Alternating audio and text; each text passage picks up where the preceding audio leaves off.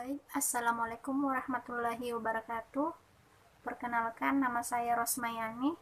Pada kesempatan ini, saya akan membahas tentang ruang lingkup filsafat. Nah, yang perlu kita ketahui itu ada 3 cabang filsafat yang utama. Yang pertama itu ada ontologi.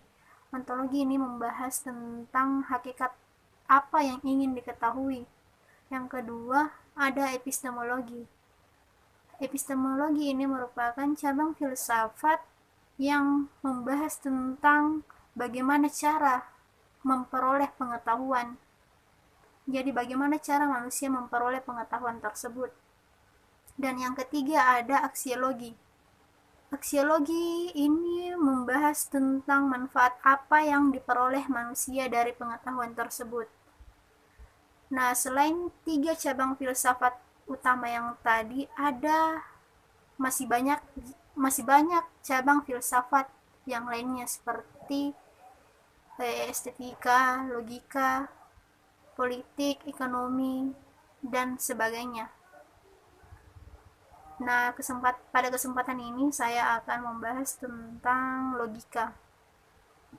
Logika berasal dari bahasa Yunani kuno, logos, yang artinya hasil pertimbangan akal pikiran manusia. Logika adalah cara berpikir atau penalaran menuju kesimpulan yang benar. Logika memiliki 2 bentuk. Yang pertama ada deduksi atau biasa dikenal dengan silogisme, dan yang kedua ada induksi. Deduksi ini merupakan bentuk penarikan kesimpulan dari pernyataan yang bersifat umum ke pernyataan yang bersifat khusus.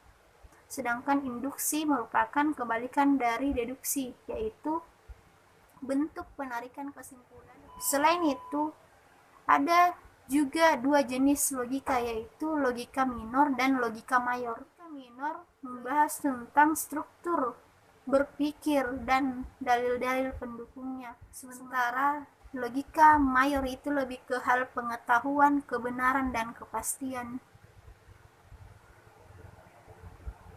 Nah, mungkin itu saja materi logika. Selanjutnya yaitu estetika.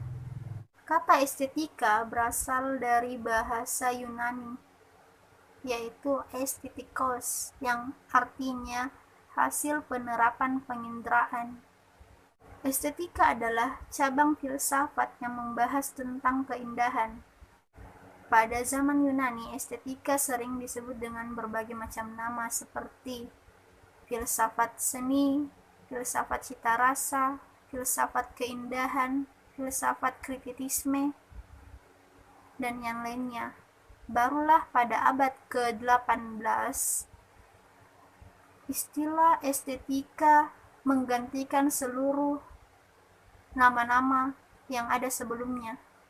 Estetika diperkenalkan pertama kali oleh seorang filsuf Jerman, yaitu Alexander Gottlieb Baumgarten, melalui karyanya yang jika diterjemahkan ke dalam bahasa Inggris itu Reflection on Poetry. Jenis estetika ada 2, yaitu estetika filsafati dan estetika ilmiah. Estetika filsafati ini membahas tentang hakikat akar dari ilmu seni, hasil perenungan dan pengalaman lahiriah, sementara estetika ilmiah ini lebih mengacu kepada pengetahuan akan seni dan keindahan. Berbicara tentang keindahan, David Hume pernah mengatakan bahwa keindahan bukanlah suatu kualitas objektif yang terletak di dalam objek itu sendiri, melainkan berada di dalam pikiran. Keindahan adalah suatu hal yang bebas dan alamiah, yang tidak dikonstruksikan dengan aturan dan harmonisasi yang merujuk pada hal-hal yang menyenangkan. Demikian materi dari saya, lebih dan kurangnya mohon dimaafkan. Assalamualaikum warahmatullahi wabarakatuh. Assalamualaikum warahmatullahi wabarakatuh. Perkenalkan, nama saya Nurul Musfira Faisal. Di sini saya akan menjelaskan mengenai materi ruang lingkup filsafat, yaitu etika dan politik. Di dalam melakukan pilihan, manusia mengacu kepada istilah-istilah seperti baik, buruk, kebajikan, kejahatan, dan sebagainya. Istilah-istilah tersebut merupakan predikat-predikat kesusilaan atau biasa juga disebut dengan predikat etik. Cabang filsafat yang membahas masalah ini adalah etika. Nah, tujuan utama etika itu sendiri adalah menemukan norma-norma untuk hidup dengan baik. Etika sering juga disebut dengan filsafat moral. Kata etika berasal dari bahasa Yunani, yaitu ethos, yang artinya sifat, watak, kebiasaan, yang merupakan istilah-istilah yang selalu merujuk pada etika. Begitu halnya dengan etikos, yang berarti susila, keadaban, atau kelakuan dan perbuatan yang baik. Objek materi etika adalah tingkah laku atau perbuatan manusia, perbuatan yang dilakukan secara sadar dan bebas. Sedangkan objek formalnya adalah kebaikan dan keburukan atau bermoral dan tidak bermoral dari tingkah laku tersebut atau dari tingkah laku yang dilakukan individu. Selain itu, Kamus Besar Bahasa Indonesia juga menjelaskan etika. Namun, Kamus Besar Bahasa Indonesia ini menjelaskan etika dalam 3 arti. Yang pertama, etika merupakan ilmu tentang apa yang baik dan apa yang buruk. Kemudian yang kedua, etika merupakan kumpulan asas atau nilai yang berkenaan dengan akhlak. Dan yang ketiga, etika adalah mengenai benar dan salah yang dianut suatu golongan atau masyarakat. Kemudian kita melangkah ke ruang lingkup filsafat yang berikutnya, yaitu politik. Kata politik berasal dari bahasa Yunani, yaitu polis, yang artinya negara atau kota. Negara yang ada ini adalah hendaknya negara yang dijaga dan dirawat. Perawatan ini banyak hal yang mencakupnya, dapat disebut dengan fisik kota, kemudian ada yang disebut dengan manusianya. Pemikiran filsafat dalam lingkup politik tidak lahir begitu saja, akan tetapi tumbuh dalam tradisi dan budaya zamannya, melalui berbagai peristiwa sejarah, perenungan, dan pemikiran intelektual maupun pergolakan batin dari sang filsuf. Sebuah pemikiran filsafat yang jenius akan memunculkan sebuah perspektif yang sama sekali baru, bahkan belum pernah ada sebelumnya. Lingkungan spasial dan temporal seorang filsuf yang jenius akan membentuk kelahiran karya yang melampaui batasan spasial dan temporal tersebut, yaitu universalisme yang tak lekang dari gerak zaman.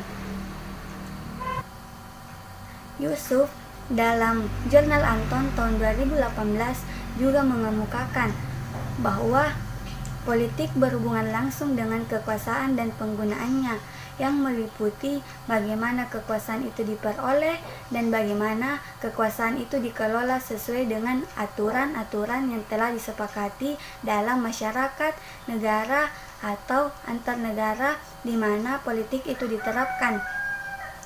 Oleh karena itu, politik mengandung 2 hal, yaitu kekuasaan dan cara mengelola kekuasaan tersebut. Assalamualaikum warahmatullahi wabarakatuh. Perkenalkan, nama saya Harfani, saya dari kelompok 4. Nah, baiklah, saya akan menjelaskan mengenai metafisika filsafat. Metafisika itu berasal dari kata Yunani, yaitu metatafisika, yang diartikan sebagai sesuatu yang ada di balik atau di belakang benda-benda fisik. Persoalan metafisika ini dapat dibedakan menjadi 3, yaitu ontologi, kosmologi, dan antropologi. Nah, ontologi itu dia membahas bagaimana keberadaan atau ekstensi, sedangkan kosmologi itu dia membahas persoalan yang berkaitan dengan asal mula alam, sedangkan antropologi dia membahas bagaimana hubungan antara badan dan jiwa manusia. Dalam metafisika filsafat ada yang namanya epistemologi. Ya, epistemologi itu adalah cabang filsafat yang mempelajari asal mula atau sumber, struktur, metode, dan validitas pengetahuan. Istilah epistemologi itu berasal dari bahasa Yunani, yaitu epistem, yang artinya pengetahuan, dan logos, yang artinya ilmu atau teori aksiologi. Nah, aksiologi ini adalah filsafat nilai. Yang dimaksud dengan nilai yaitu nilai kegunaan. Sedangkan yang kita ketahui bahwa ilmu itu memberikan banyak manfaat bagi manusia. Ilmu membuat kehidupan manusia lebih mudah dan membantu melakukan pekerjaan dengan efektif dan efisien. Tetapi selain dari manfaat dari ilmu juga digunakan sebagai perusak sendi-sendi manusia, bahkan dia mampu membinasakan manusia. Nah, kata mutiara yang disampaikan Einstein bahwa ilmu tanpa agama adalah buta dan agama tanpa ilmu adalah lumpuh, memiliki makna yang sangat mendalam. Kita sebagai pemilik ilmu pengetahuan harus mempunyai sikap, karena ilmu itu tidak berpihak kepada siapapun, ia hanya berpihak kepada kebenaran yang nyata. Selanjutnya ada aliran-aliran metafisika. Nah, dari segi kualitas dan kuantitas, kualitas ini mempunyai dua aliran, yaitu materialisme dan spiritualisme, sedangkan kuantitas itu dia ada monolisme, dualisme, ada pluralisme.